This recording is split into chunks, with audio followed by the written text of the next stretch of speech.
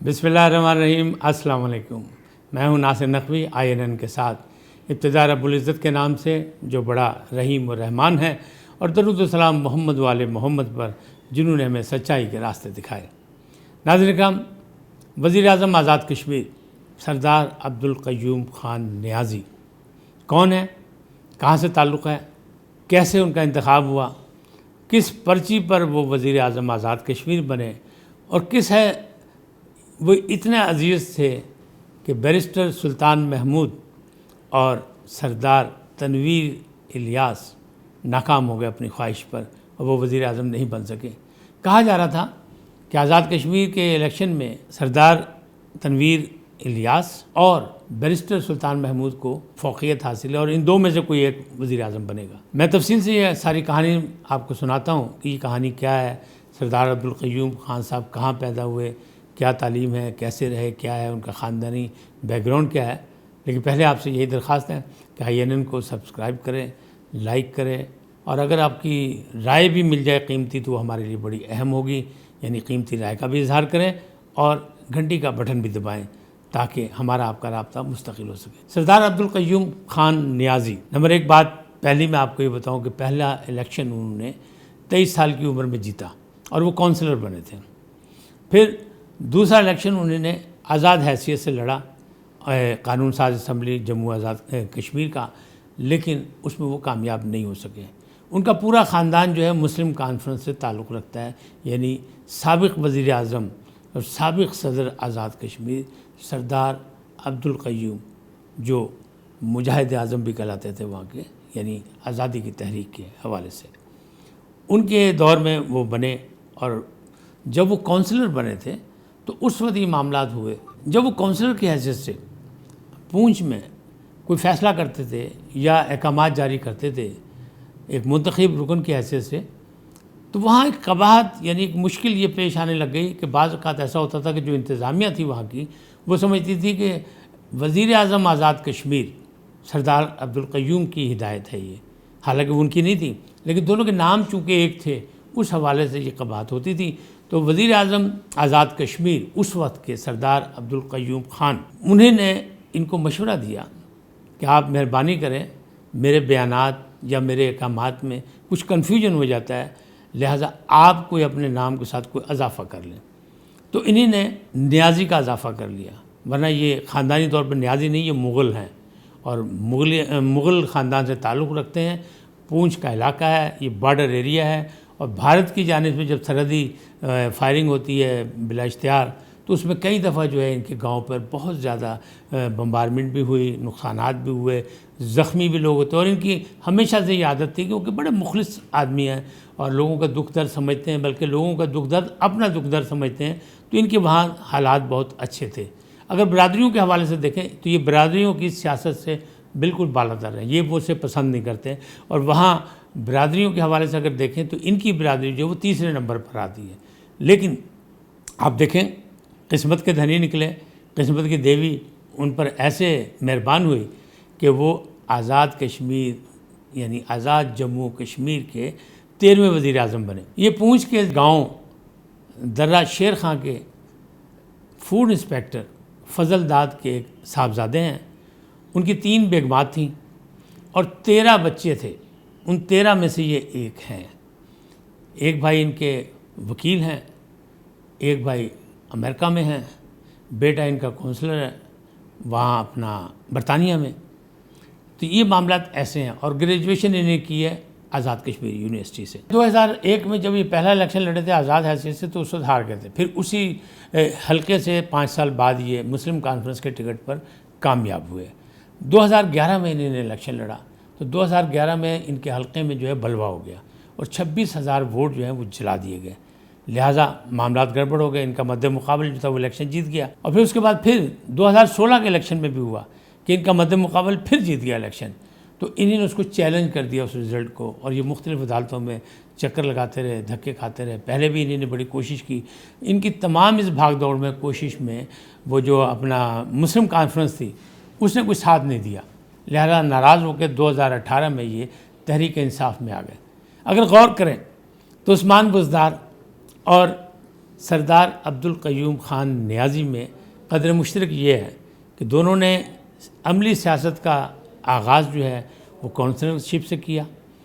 دونوں جو ہیں ان نون لوگ تھے، بہت معروف لوگ نہیں تھے، علاقائی سیاست کرتے تھے۔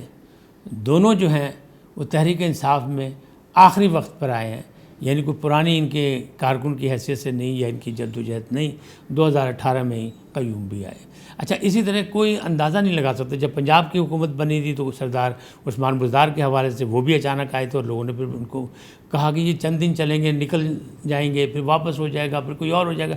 اب بھی کہا جا رہا ہے کہ سردار عبدالقیوم خان نیازی کو وزیر اعظم آزاد کشمیر تو بنا دیا ہے، لیکن یہ زیادہ چل نہیں سکے، 6 مہینے بعد یہاں تبدیلی آ جائے گی۔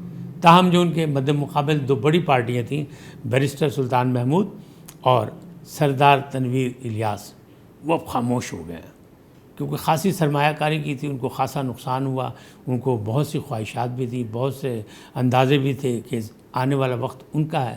لیکن راستہ تو بنا تھا، لیکن راستے جو ہیں وہ کبھی منزل نہیں ہوتے، جدوجہد جاری رکھنی پڑتی ہے۔ اب ان کو یہ منصب حاصل کرنے کے لیے یقیناً جدوجہد کرنی پڑے گی۔ سردار تنویر الیاس جو ہیں وہ پہلی بار سیاست میں اس حد تک آگے آئے تھے، لیکن بیرسٹر سلطان محمود جو ہیں وہ تو گھاٹ گھاٹ کا پانی پی کے آئے تھے، وہ تو ایک سیاسی بھلے سکہ بند سیاستدان ہیں، لیکن وہ بھی یہاں عمران خان کی حکمت عملی کے سامنے ہار گئے۔ عمران خان نے اچانک ہی کیا۔ اب قریبی ذرائع کیا کہتے ہیں؟ قریبی ذرائع کہتے ہیں کہ انہی نے کوئی ایسا مسئلہ نہیں کیا، صرف یہ کیا کہ جب عمران خان کی حکومت وفاق میں آئی پاکستان میں، تو سردار عبدالقیوم نے اپنے علاقے کے لوگوں کے لیے بہت کام کیا، کیونکہ ان کی جو تانے بانے یا ان کی بنیاد جو ہے وہ علاقائی کارکن تھے، علاقے کے لوگ تھے، علاقے کی مختلف برادریاں تھیں جن میں وہ تفریق نہیں رکھتے تھے، بلکہ ایک جیسا برتاؤ سب کے ساتھ رکھتے تھے۔ تو وہاں انہوں نے ایک تو صحت کارڈ جاری کرایا، اسی طرح ایک وہاں انہوں نے بینکر بنوا کے دیے، کیونکہ روزانہ کی بنیاد پر یعنی یا ہفتہ وار یا 15 وار، آپ جو بھی سمجھ لیں، وہ وہاں پہ بھارت کی جانب سے فائرنگ ہوتی ہے بلا اشتہار، اور وہاں بہت نقصان ہو جاتا تھا۔ پونچھ سے سب واقف ہیں، ان کا درہ شیر خان جو تھا وہ بھی اس سے متاثر ہوتا تھا، لہٰذا انہوں نے حکومت سے پہلا کام یہ کرایا کہ اپنے علاقوں کو سہولتیں فراہم کریں، اپنے علاقے میں رہنے والوں کو، بسنے والوں کی زندگیوں کو بچانے کے لیے وہاں بینکر بنوا کے دیے تاکہ لوگ محفوظ رہ سکیں۔ اسی طرح صحت کارڈ کا اجرا بھی کرایا۔ دور دراز علاقوں میں حکومت تو کر رہی ہے، لیکن انہوں نے خصوصی دلچسپی لی۔ اب یہاں جو لاٹری نکلی تو کیا ہوا، تو لوگوں کے قریبی ذرائع کا کہنا یہ ہے کہ خاتون اول کا اس میں بھی ہاتھ ہے۔ عمران خان کے جو مطلب انہوں نے فعال نکالی یا جو انہوں نے موکل سے گفتگو کی، اس میں جو نکلا کہ عمران خان کے ساتھی جتنے بھی ہوں گے وہ عین نام والے جو ہیں وہ زیادہ وفادار ثابت ہوں گے، لہٰذا انہوں نے عین عبدالقیوم خان نیازی کو ڈھونڈ لیا۔ اب عین سے ہی اگر آپ دیکھیں تو اون محمد بھی تھے چودھری، جو بھی بڑے قریبی تھے ان کے، اور عاصم باجوہ بھی بڑے اہم تھے، عاصم سلیم باجوہ وہ بھی بڑے اہم تھے، سی پی آئی کے چیئرمین تھے، لیکن اون محمد کو بھی استعفیٰ دینا پڑا، اون چودھری کو، اور عاصم سلیم صاحب کو بھی چودھری، لہٰذا عین پر بھی لوگوں کو مغرور نہیں ہونا چاہیے، انہیں بھی مستقبل کی فکر ہونی چاہیے۔ تاہم موکلوں نے یہ فیصلہ کیا، اور کسی خاص پرچی، کسی خاص سلیکٹر کے کہنے پر سردار عبدالقیوم خان نیازی کو آزاد کشمیر، جموں و کشمیر کا یعنی وزیر اعظم بنا دیا گیا۔ بن گئے وہ، کبھی انہوں نے سوچا بھی نہیں تھا، اس لیے کہ انہیں کونسلر سے اپنی سیاست شروع کی تھی، پھر وہ الیکشن آزاد حیثیت سے لڑے، پھر وہ جیتے بھی، پھر وہ لڑائی جھگڑا بھی ہوا، پھر سب کچھ ہوا، پھر وہ پی ٹی آئی میں نئے وارد تھے، نومولود تھے سمجھ لیں آپ پی ٹی آئی کے، لیکن اتنا بڑا عہدہ ان کو مل جائے گا یہ کبھی انہوں نے خواب میں بھی نہیں سوچا تھا۔ اب ذمہ داری ان کی ہے کہ وہ آزاد کشمیر اور آزاد کشمیر کے شہریوں کے لیے پرعزم انداز میں آگے بڑھیں۔ ابھی جو ابتدائی طور پہ جو انہوں نے بیانات دیے ہیں وہ تو پورے پرعزم ہیں، اور وہ اس انداز میں ہے کہ سادہ منش آدمی ہیں، درویش آدمی ہیں، صوم و صلات کے پابند ہیں، تو ظاہر ہے ان کا ہے۔ اب وہ جو بیرسٹر سلطان محمود تھے ان پہ الزام تھا کہ ان کی تو صبح ہی بہت دیر سے ہوتی ہے، یعنی یہ رات کو جب سوتے ہیں تو صبح ہوش میں نہیں ہوتے، معاملات ان کے یہاں تک شکایت لگائی ایک دوسروں نے، اور اسی طرح سردار الیاس پر بھی بہت سے الزام لگے تھے، تنویر الیاس پہ، لہٰذا دونوں ایک دوسرے کی ٹانگیں کھینچتے رہے، یہ آپس کی لڑائی لڑتے رہے، یہ اپنے سیاسی میدان میں کارنامے انجام دیتے رہے، یہ اپنی کرامات کرتے رہے، یہ بڑی سرمایہ کاری کرتے رہے، اور ایک دور دراز علاقے میں بارڈر ایریا میں پونچھ کے درہ شیر خاں میں بیٹھا ہوا شخص اللہ تعالیٰ نے اس پر عنایت کی اور اسے وزیر اعظم بنا دیا۔ کہتے ہیں نا عزت اور ذلت اللہ کے ہاتھ میں ہے۔ بندہ تو بہت سی جد و جہد کرتا ہے، بڑے سبب بناتے ہیں، لیکن بعض اوقات چھوٹی سی کوتاہی، چھوٹی سی غلطی جو ہے وہ انسان کو لے بیٹھتی ہے۔ اب سوچنا پڑے گا بیرسٹر سلطان محمود کو اور سردار تنویر الیاس کو کہ وہ غلطی کس نے کی، کہاں سے ہوئی اور کیسے ان کی لاٹری نکلی۔ ان کی لاٹری تو موکلوں نے نکالی ہے اور وہ بن گئے ہیں۔ اب وہ 13ویں وزیر اعظم ہیں آزاد جموں کشمیر کے، اور اپنے خاندان کے یعنی 13 بچوں میں سے یعنی ایک ہیں جو اس عہدے تک پہنچا ہے۔ ایک پڑھا لکھا خاندان تو ہے اور شریف انسان بھی ہیں، ان کی شریف النفسی پر، ان کے تعلقات پر، برادریوں سے اور دوستی سے سب لوگ جو ہے معتقد ہیں۔ لہٰذا امید یہی ہے کہ وہ سب کو لے کے ساتھ چلیں گے، تمام معاملات جو آگے بڑھائیں گے، آزاد کشمیر کے مسائل اور آزاد کشمیر کے لوگوں کی مشاورت سے اپنی کابینہ بنائیں گے، اسی طرح آگے بڑھیں گے تو یقیناً وہ بھی مستقبل کے عثمان بزدار ثابت ہوں گے کہ ان کو بھی پورا ٹائم ملے گا، کیونکہ عمران خان جس پر ہاتھ رکھتے ہیں، نگاہ کرم جس پہ کرتے ہیں، اس کو ساتھ بھی نبھاتے ہیں۔ عثمان بزدار کی کتنی مخالفت ہوئی تھی، لیکن انہوں نے ہمیشہ یہ کہا کہ یہ میرا وسیم اکرم پلس ہے، یہی کامیاب ہوگا، اور آج لوگ کہنے لگے کہ بہت سے شعبہ جات میں عثمان بزدار ایک کامیاب وزیر اعلیٰ ہے۔ اسی طرح مستقبل میں ایسا لگتا ہے کہ آزاد کشمیر کے وزیر اعظم سردار عبدالقیوم خان نیازی ایک کامیاب وزیر اعظم ثابت ہوں گے۔ اللہ کرے کشمیر کے لیے بہت اچھا ہو، پاکستان کے لیے اچھے تعلقات اور اچھی ترقی اور خوشحالی کے مواقع بنتے رہیں۔ آپ سلامت رہیں، اللہ نگہبان، اللہ حافظ۔